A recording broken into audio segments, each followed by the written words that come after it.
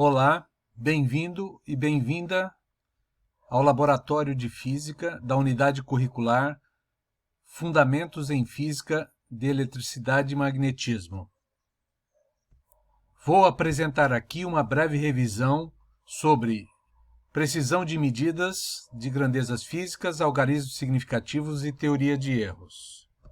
Mesmo estando em atividades remotas, não presenciais, você receberá no SIGA a apostila do Laboratório de Física em Eletricidade. Observe no sumário dessa apostila que o primeiro momento será uma revisão de erros e medidas. Todas as outras experiências estarão dentro de simuladores que apresentaremos no devido momento.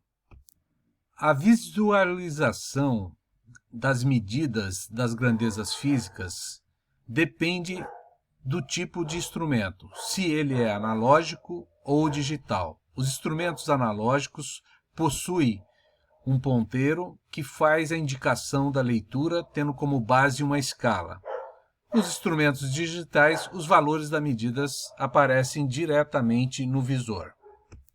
Nos instrumentos analógicos, devemos estar atento a 4 pontos: ao valor da menor escala, como se configura as subdivisões dessa escala, a própria configuração da escala e a precisão do instrumento.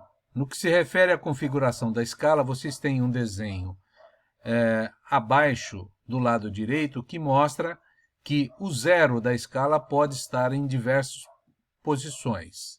Fique atento a este detalhe. Quando se trata de instrumentos analógicos, preste atenção no fundo de escala.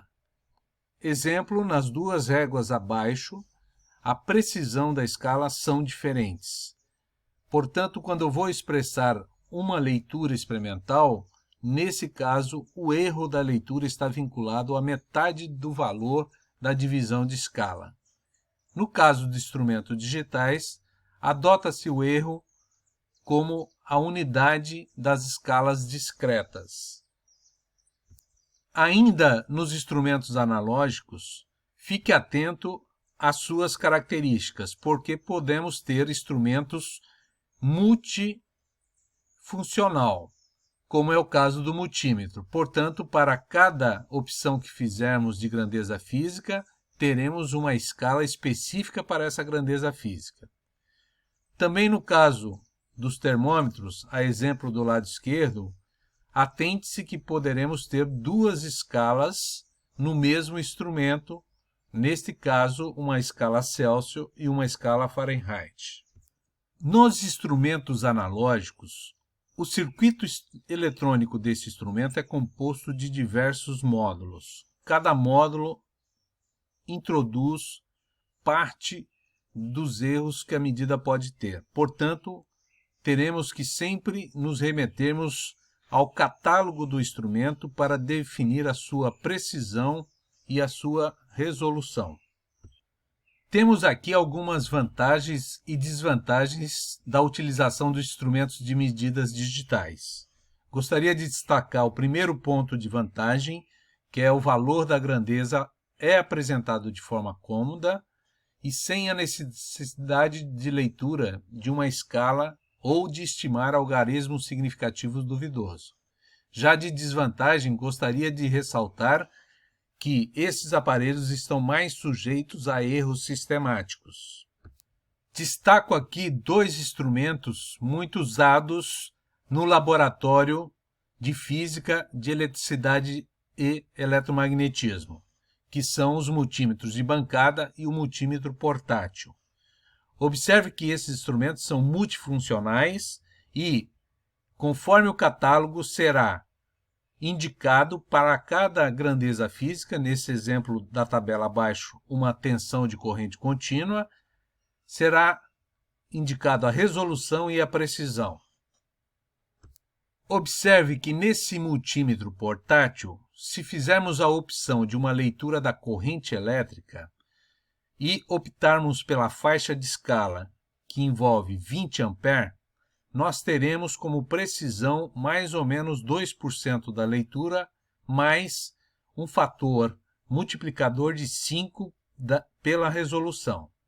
Portanto, numa leitura de 18,02 amperes, dado no visor do instrumento, eu teria para definir a sua incerteza de pegar 2% dessa medida e somar esse valor com o fator multiplicativo 5 vezes a resolução dada, que é 0,01 ampere, ou seja, 10 miliampere. Portanto, não confunda precisão com resolução. A resolução é o menor valor que você pode medir num instrumento de medição, enquanto a precisão está relacionada com a dispersão dos resultados em torno de um valor médio. Observe o exemplo dado abaixo. Você tem uma balança cuja resolução é 0,01 grama. Então, todas as suas medidas terá, né, a possibilidade de você ter uma diferença entre uma medida e outra na faixa de centésimos de grama. Porém, a precisão está relacionada ao conjunto de medidas resolvidas, ou seja, você terá que buscar o desvio padrão para definir a precisão do instrumento. E é importante lembrar que precisão não é sinônimo de incerteza de uma medição. Vamos a uma breve revisão de algarismos significativos. Uma leitura do comprimento de uma barra pode ser medida por réguas de diferentes precisão. Uma régua decimetrada, centimetrada ou milimetrada. Nesse caso, como expressar as leituras dessas medidas? Veja que, ao medir o comprimento de um lápis com uma régua centimetrada, eu expresso com certeza o valor de 9 centímetros e uma fração. Esta fração será um número duvidoso dentro do meu valor da medida. Portanto, eu tenho uma medida de 2 algarismos significativos, sendo um deles duvidoso. Ao usar uma régua milimetrada para medir o comprimento do lápis, eu tenho com certeza 96 milímetros como indicado pela escala. Porém, temos uma fração de milímetro que significa uma apreciação do leitor, que nesse caso optei por 0,2 milímetro. Portanto, a minha leitura terá 3 algarismos significativos dado na unidade milímetro. E mesmo que eu converta para a unidade centímetro, manterá os 3 algarismos significativos. Portanto, uma leitura em centímetro na régua centimetrada, terei 2 algarismos significativos. Uma leitura em centímetro numa régua milimetrada me dará 3 algarismos significativos, sendo que o último número é o duvidoso.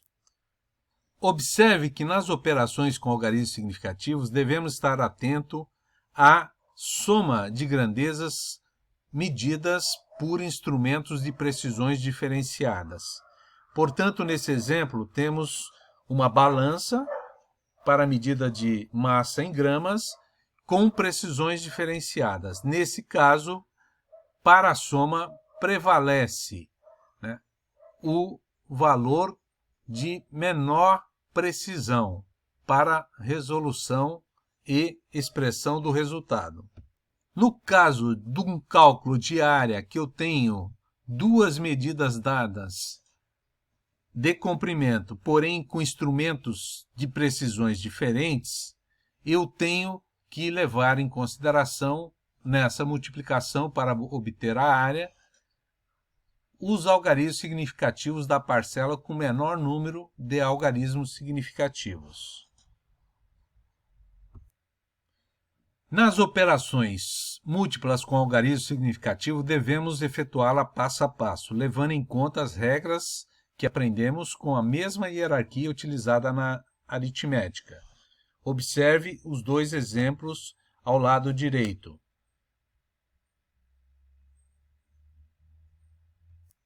Observe aqui um exemplo simples de adição e de subtração. Neste quadro, temos um exemplo simples de multiplicação e divisão com algarismos significativos. Quando realizamos medidas de grandezas físicas, devemos estar atentos aos fatores que influenciam na medição. Temos aqui um esquema que nos mostra os diversos fatores que influenciam numa medição e, portanto, na expressão do resultado. Não há medidas sem erros experimentais. Lembremos aqui os três grandes tipos de erros que temos: os erros aleatórios, os erros grosseiros e os erros sistemáticos. Temos aqui uma figura que nos dá uma indicação sobre a diferença entre precisão e exatidão, ou acurácia.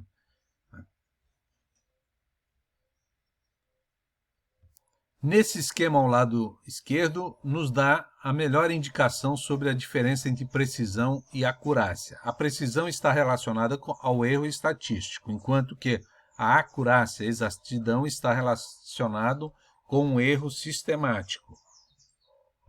Neste exemplo, sendo dado 4 medidas realizadas da massa da água e tendo como referência, valor de referência, 25 gramas, observe a diferença entre um erro sistemático e um erro aleatório nas 4 medidas. Nesse caso, temos a indicação das 4 medidas no sentido de diferenciar 4 medidas precisas, porém não acuradas, e 4 medidas precisas e acuradas, ou exatas. Vamos relembrar agora alguns conceitos básicos das teorias de erros e as suas respectivas equações. Temos aqui o valor médio. Caso o nosso número de medições aumente, teremos no limite um valor médio mais preciso. O desvio padrão mede a dispersão estatística dos valores da grandeza medida. Observe a equação do desvio padrão. O resultado de uma grandeza medida experimentalmente é expresso, portanto, pela média dos valores e pelo desvio padrão da média. Não confunda o desvio padrão da média com o desvio padrão. O desvio padrão da média representa melhor o valor mais provável, pois representa a dispersão da média de vários subconjuntos de n medidas. Quando se trata de medidas indiretas, temos que levar em consideração a propagação de erros. Nesse caso, teremos que ver se essa função é de uma variável ou é uma função de n variáveis.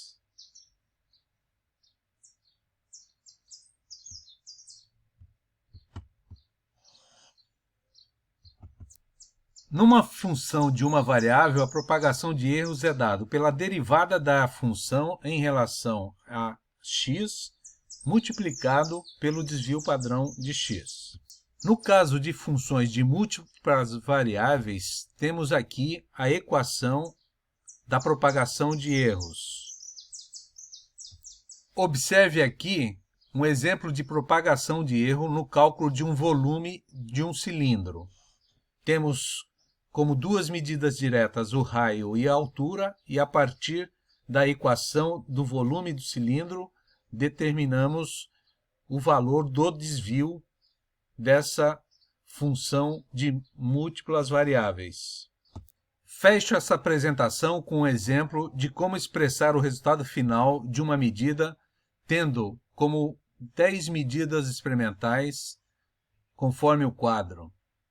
No arquivo em PDF, disponibilizado no SIGA A desta apresentação, você terá acesso a outros exemplos.